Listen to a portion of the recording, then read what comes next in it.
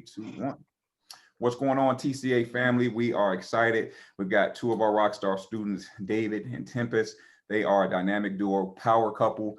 They have walked away with one deal closed so far, over $3,200 in profits.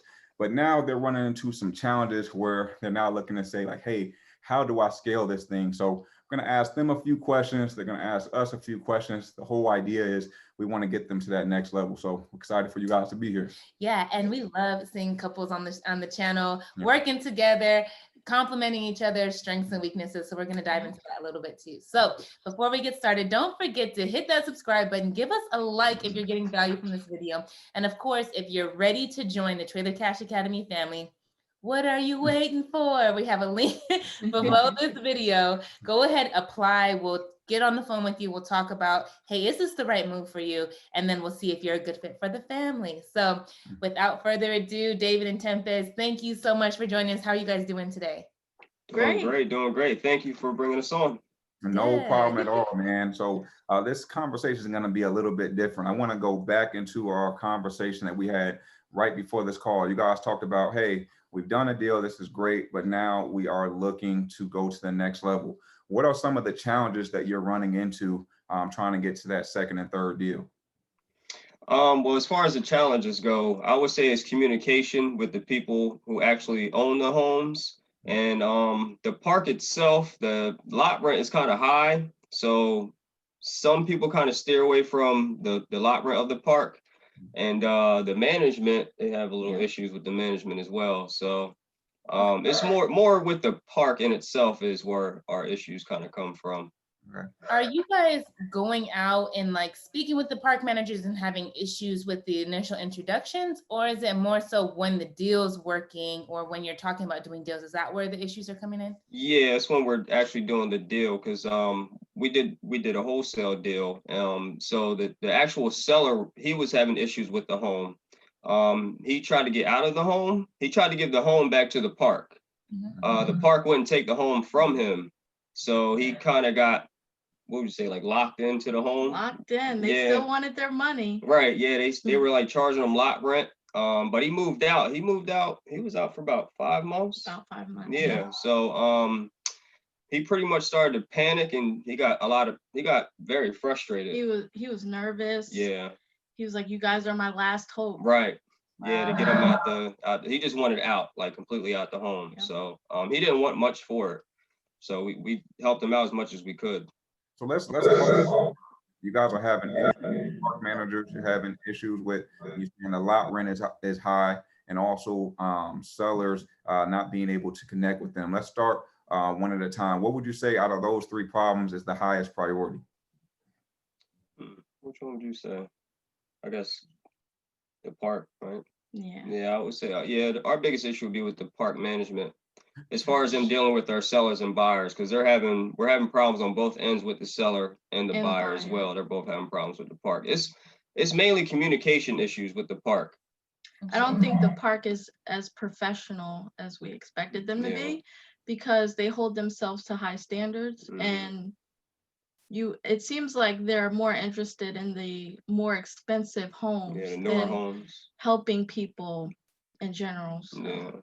Yeah, we've seen that with many park managers. When they have a bunch of newer homes in the community and newer homes coming in, we tend to not necessarily even send a bunch of buyers over to them because usually they're going to send those buyers to those homes. Now, have you guys actually had a conversation with any of these park managers? Not yet. Not as of now.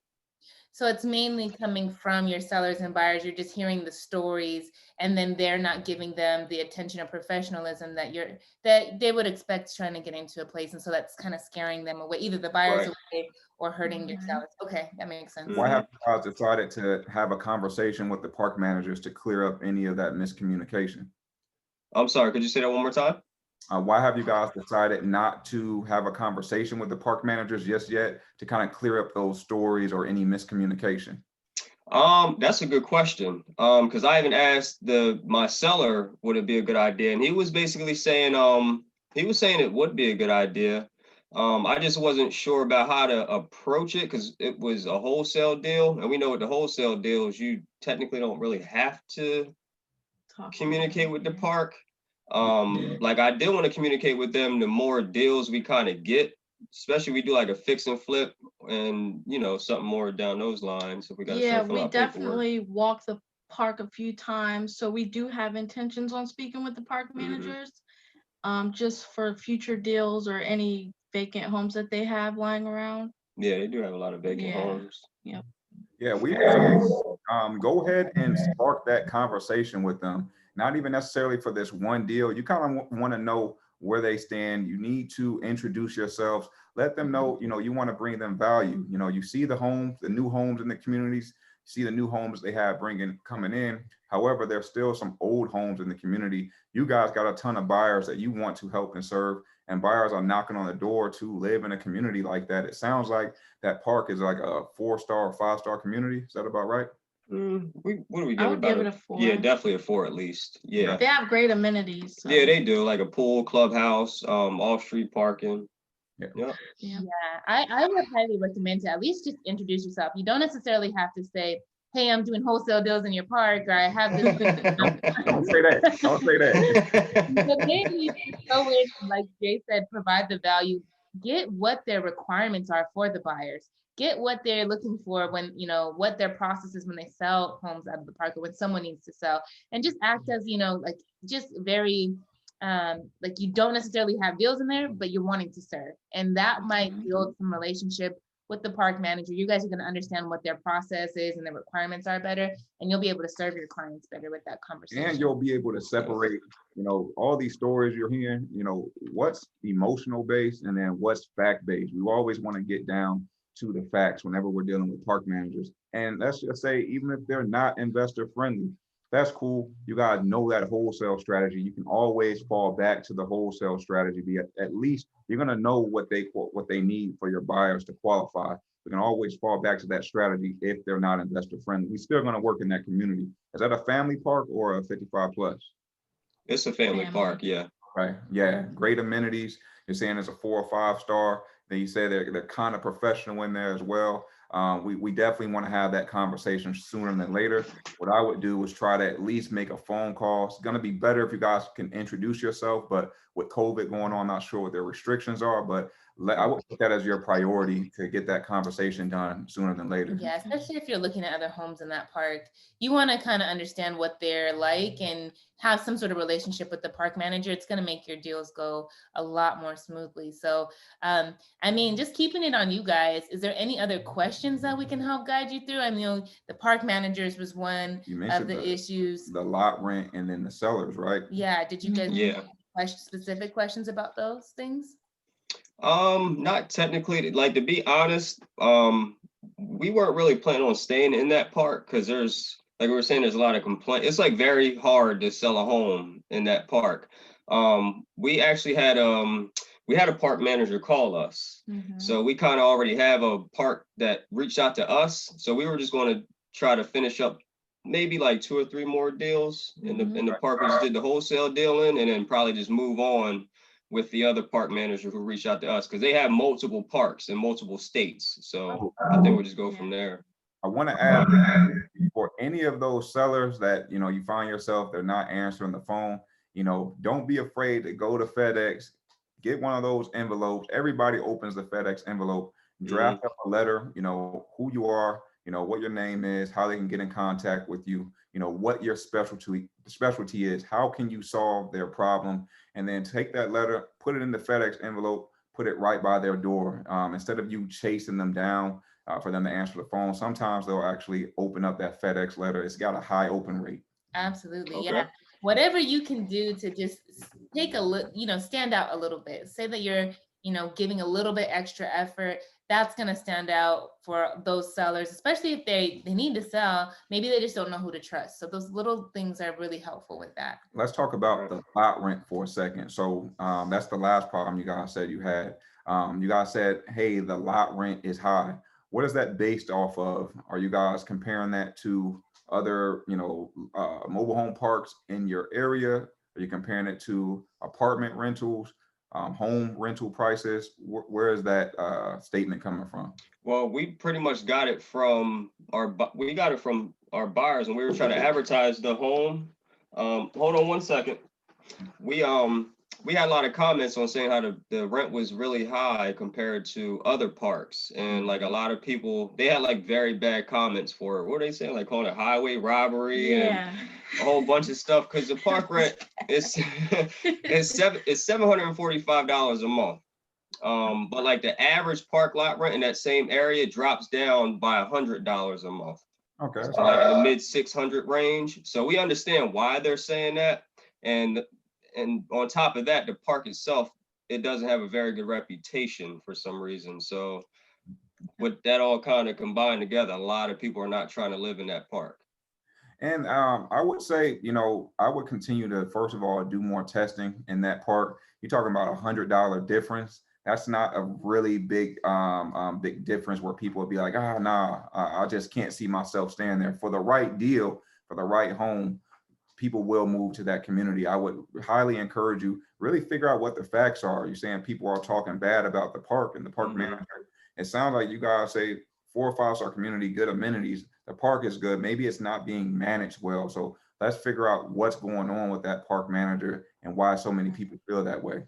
Yeah, I think the big thing is, each park is going to have its own reputation. I know when we were, really focused on different parks, there were some parks we like to work in. There's other parks that we knew they have all their own different nuances. So this is all just good research for you guys. That's why we don't just focus on one park. We really try to diversify ourselves to working with multiple parks. And if there is a park with a little bit of a shady reputation, doesn't mean we won't work there. We just know what we're getting into. So this is all just part of the research and the learning that you guys are doing from just getting more familiar with your area. And then if they're just non-investor friendly, they don't like working with you, they don't want to work with you, you don't see yourself working with them. We're not poachers, but hey, I'll always take a home, put it on the market to be moved if I have to. I'll always give you that first right of refusal. I will respect the laws in the state, but that's always an option for you guys as well. So before moving on, did that clear up those big 3 items for you guys? Yes. Okay. Yeah. Perfect. I have one question for you guys. I know when we first started this conversation, you said that you guys had started right before COVID, right? Yeah. And so that was probably before all of the shutdowns, before everything. So I'm sure there was a lot of fear that came in, like, I just started this new business and now look at all, like, what am I going to do now? So what, based on some of the fears you had going into COVID, were there any things that stood out to you that kind of, how did you guys push through that? How did you guys push through the fears and still close that first deal?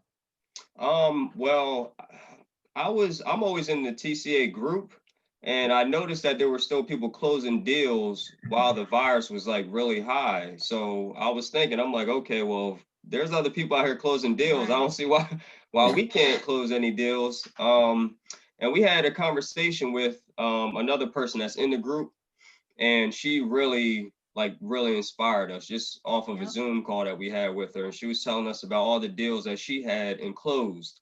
So we pretty much were like, okay, it's time for us to start getting the ball rolling. So in the beginning, we were like, okay, we're stuck in the house. This is COVID. This is our time to watch these modules over and over and over again. That way, we have a good understanding of what we're doing. And then towards the end, we're like, all right, time to put our shoes back on. Like, let's go. And salute to you guys. You guys didn't let COVID stop you. You actually said, hey, this is our time to actually activate our learning. We can get better. And you took the initiative to set up a Zoom call with another TCA member to get even better. So that's great. How did you guys feel about starting off in New Jersey? Because a lot of students on the East Coast is like, does this work? I live in New Jersey. I live in New York. Was that ever a fear? And why didn't you let that stop you? Well, we actually started in Pennsylvania. We're going to ease our way into New Jersey. New Jersey, we have I think it's called a 0 state. You have to have a license to do anything. So Pennsylvania, you're allowed to do 2 per calendar year. So we chose to go over to Pennsylvania just in case, there were any legal situations or anything like that. Yeah, mobile. We don't think there's no mobile home police in Pennsylvania, so we chose to go across the bridge. So we've done some work in New Jersey as well. We didn't see any mobile home police out there. We are not anything like that. However, I'm saying, like, do not let anything stop you guys from going out there and serving. If there's an opportunity you guys see in Pennsylvania or New Jersey with your skill sets, you know, go and solve that problem. You're always going to get paid. Again, there's no mobile home investing police out there. But if you see that and you want to scale it, you see so much opportunity, then it's like, okay, let me go ahead and just do the right thing. Let me go ahead and get this license out the way. But let me go out there and serve before I even do that. Let me verify that I want to work in this state before I take so much time to go and get that license. So I'm really excited for what you guys are doing. I love when there's couples because I think it's a lot more fun. It's a lot easier with couples. What are some of the goals you guys have as a couple to close out this year as it pertains to your business? Well, we definitely want to close at least one more deal. Yep. And start working with the park manager lady that I was telling you about earlier, who reached out to us, and, you know, kind of boost our business going from there, because she seemed like she's responsive, and, you know, she reached out. She was very professional, and she was saying that the owner of the park actually requested for her to find, like, I guess you call like a sales team they were looking for. So that's our plans for the future. That's what's up. Those are the people you want to work with. The one, it's like, it just feels like the path of least resistance, right? Absolutely. And so you guys will learn as you work with different park managers in different parks with different sellers. You'll kind of get the feel of who, you know, how are these deals going to go through the easiest. And like Jay said, with the path of least resistance, that's definitely where you want to go. So I'm excited for you guys. This is really thank you. Lots of opportunity. You guys have a bright future ahead of you guys. I'm definitely excited. One last question I have for you guys. You guys see the opportunity. You see people in the group. You see people closing deals. You know, obviously, mobile home investing is real. There's nothing fake about it. Do you guys see yourself 2021 possibly doing this full time and walking away from your jobs, or at least one of you doing so? Yeah, that's the plan. I'm trying to get out of my job. She wants to stay. So I'm gonna stay, maybe retire early. And then maybe retire early. We'll see. But that's definitely his path to make this full time for himself. I love it. You can do it. That's the route I took. I got out of there first, and then Samera came right behind me. So, you know, I'm wishing you guys nothing but prosperity on your journey, man. Thank you so much for taking out time today. And if any of you guys are interested out there and getting started with working with us, you can apply right at the link below this video. We're excited to serve you as well. Absolutely, guys. Thank you guys again. And thank you guys for watching. Absolutely. Don't forget to like the video too, guys. See you later. See ya. So cool.